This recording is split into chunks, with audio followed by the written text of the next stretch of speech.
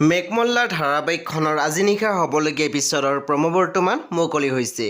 আজিৰ প্ৰমোত বাৰু আমি কি দেখিবলৈ পাইছোঁ আহকচোন আমি অকণমান চাই লওঁ।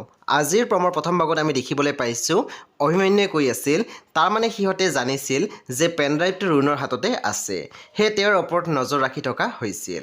তাৰপিছত আমি প্ৰমোত দেখিবলৈ পাইছোঁ ৰুণে কৈ আছিল সেইবোৰ লগত ৰাখি মই মোৰ মাক এক্সট্ৰা টেনশ্যন দিব নিবিচাৰোঁ আৰু কোনেও মোৰ ঘৰৰ সন্মুখত গোটেই ৰাতি পহৰা দিয়াৰ দৰকাৰ নাই। তাৰপিছতে আমি প্ৰমোত দেখিবলৈ পাইছোঁ গীতুৱে জুনক কৈ আছিল চুপ, একদম চুপ, ডাঙৰৰ বিষয়ে মই তোক তেনেকৈ ক'বলৈ কেতিয়াও শিক্ষা দিয়া নাই। তেতিয়া আমি দেখিবলৈ পাইছোঁ গীতুৰ মাকে মাত দিছিল ডাঙৰে ডাঙৰৰ দৰে কথা নক'লে সৰুৱে আঙুলিৰে দিবই লাগিব গীতু।